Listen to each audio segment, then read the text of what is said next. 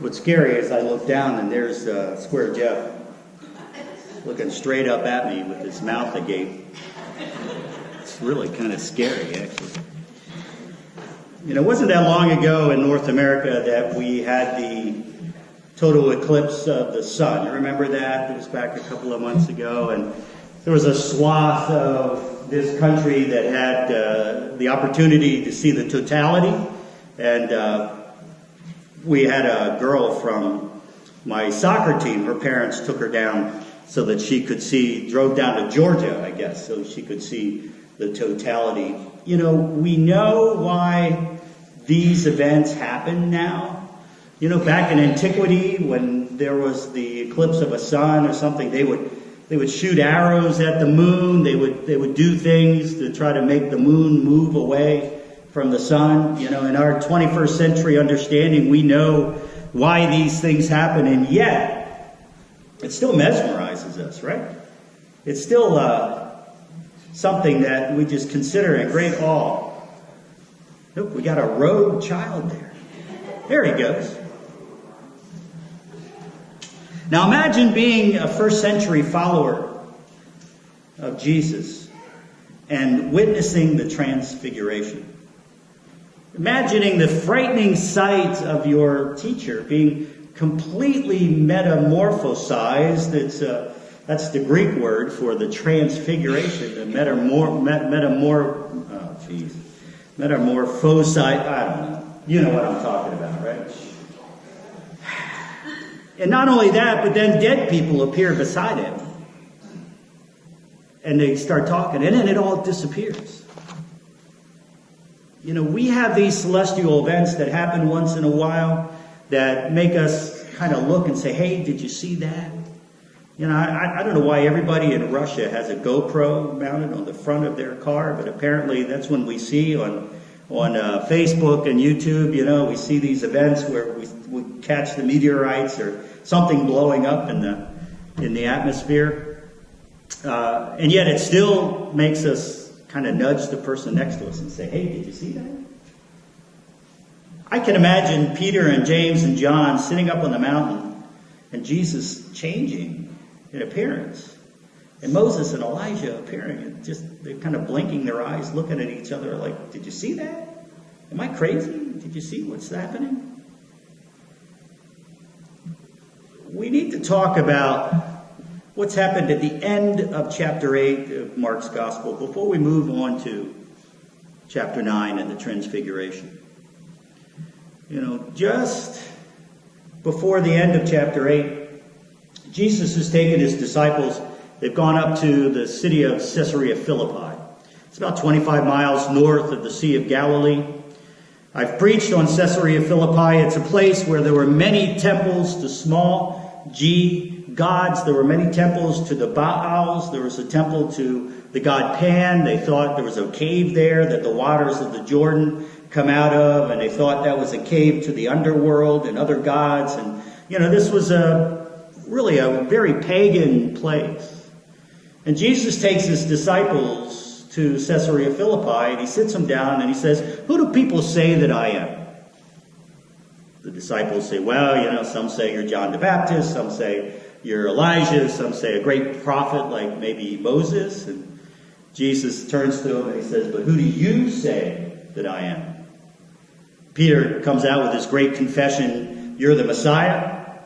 And then Jesus takes a couple of verses and he tells them that he's going to have to die at the hands of the religious leaders and the Pharisees and the scribes, but on the third day be raised. And the disciples would have heard that he was going to be killed part. They didn't really focus on that he was going to be raised part because they didn't quite understand what he was talking about. And then, beginning with chapter 9, it says, and 6 days later, they get to Mount Hermon. So think about that 6-day journey. Think about those 6 days where Jesus has just told his disciples that he was going to be killed.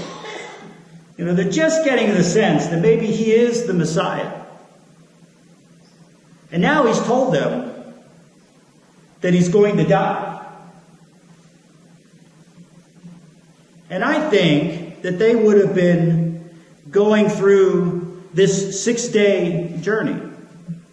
And it would have been a terrifying, if not frightening, journey. You know, if they've been following Jesus all of this time, and now he tells them he's going to die, they've left everything, their families, their jobs, their homes. Why did they leave all of that if it's going to end up with Jesus being killed? You know, they're just in the beginning of this understanding. 6 days to consider this before they get to Mount Hermon and the Transfiguration.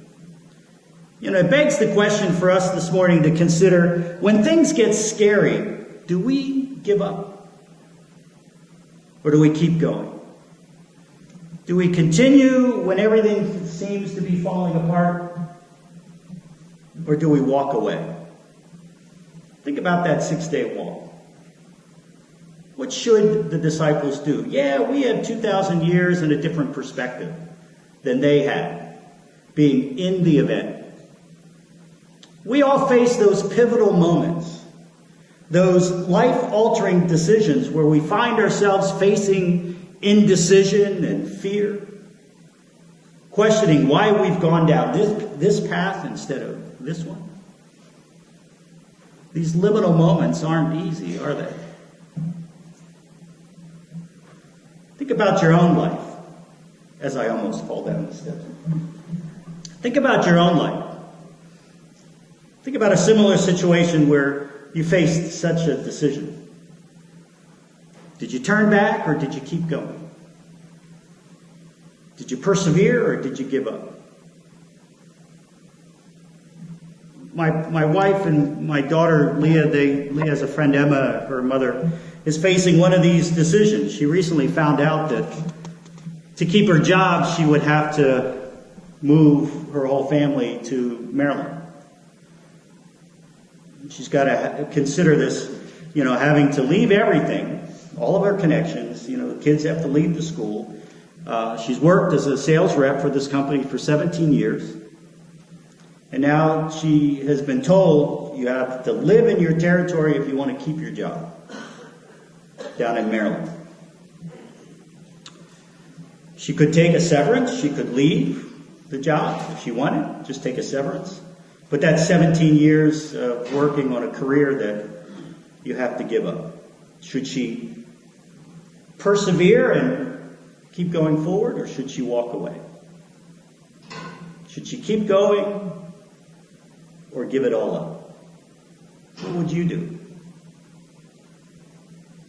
And I know many of you have faced a situation like that in your life. Some may even be facing that kind of decision right now. To make that decision takes discernment, and discernment where you really hope that maybe you'll get a sign from God, like, what should I do? It's the dilemma that the disciples are facing, which is often our dilemma. Do we go forward or do we walk away? Jesus, knowing this dilemma that the disciples were facing, he was, after all, the one to tell them that he was going to have to die and then be raised on the third day. So he tells the disciples something interesting. He says, hey, let's go mountain climbing. And that's often what these difficult decisions feel like, isn't it? Like you're climbing a mountain. It's like that commercial with the lady who climbs the mountain of cigarettes. When she gets to the top, she stops smoking, right? This mountain that we climb, that's fear and doubt and indecision, trying to gain some kind of perspective.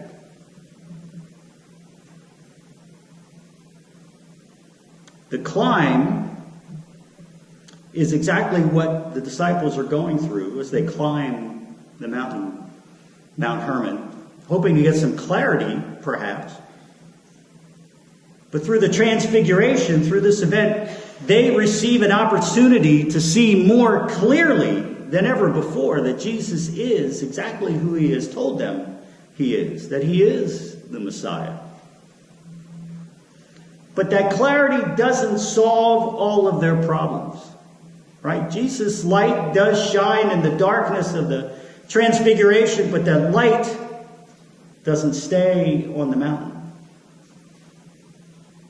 Reaching the top of the mountain was not the end of their journey. It was just the beginning of their preparation. Just another part of their journey of life, their journey of faith. And on this mountain of revelation and perspective, Jesus doesn't accept that invitation to stay, Peter's invitation to, hey, let's build 3 booths. Let's just stay in this moment. Jesus knows he has to go back down to humanity, back down the mountain, because he's got his journey to Jerusalem, which is a different hill that he has to climb, the hill to Golgotha. So the transfiguration is not an end, it's a beginning, or a continuation of Jesus' story. But it also matches our story as well. Jesus doesn't stay on the mountain. He returns to minister to the forsaken, the forgotten, the forlorn. He returns to people. And it reminds us that from our own mountain of indecision and our own mountain of perspective, we also press forward, but we know that Jesus joins us in the journey. Are we always going to take the right path? Are we always going to do the right thing?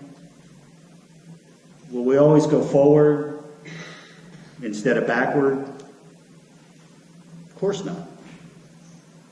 Sometimes we quit when we shouldn't. Sometimes we reverse our steps when we should have gone forward. Sometimes we go right when we should have gone left. But that's, my friends, why Jesus didn't stay on the mountain. Why he didn't abandon his journey. Why he didn't quit. He completes his journey, a journey that we wouldn't even be able to consider beginning. His journey to the cross is for all people. Rather than escaping with Moses and Elijah, which he could have done, he comes down the mountain to be among people. The disciples, as uncertain as they were, probably were glad to get off that mountain, even though Peter wanted to build 3 booths. They still had a lot to figure out about this relationship with Jesus. But in the midst of their fear and their bewilderment, Jesus remains clear about his journey, his intentions to be with his disciples, his intentions to be with you and me in our journeys. Those crossroad moments that we come upon in our lives are scary moments. You can be assured that Jesus doesn't abandon us when we need him most, when we come to those crossroads, when our journey gets most difficult. In our discernment, in our struggles, God speaks to us from the mountain. The last thing that God says out of that cloud is what? He says, listen to Jesus. Listening isn't our best attribute all the time. Amen? You know, we find it hard listening, especially to find that quiet time to listen for God to speak to us. That's one of the reasons Jesus took his disciples to Caesarea Philippi in the first place. He took them away from the busyness, away from the crowd, so that they could be in that discernment. That's why they went to the mountaintop. That's why Jesus went to the mountaintop, so that he had time for discernment, time to listen. We need to spend time in Lent listening to God. Difficulty on our journey in this human life is part of the human condition. What gives us hope is that Jesus shines a light in the darkness that wants to envelop us. We have Transfiguration Sunday on the precipice of Lent. We have the light of the transfiguration. We go into the darkness of Lent that gets us to the light of the resurrection. The resurrection light claims us as kingdom dwellers.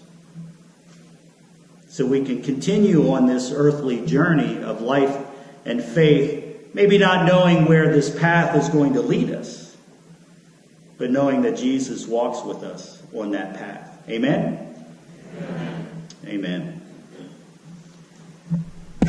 Well, let's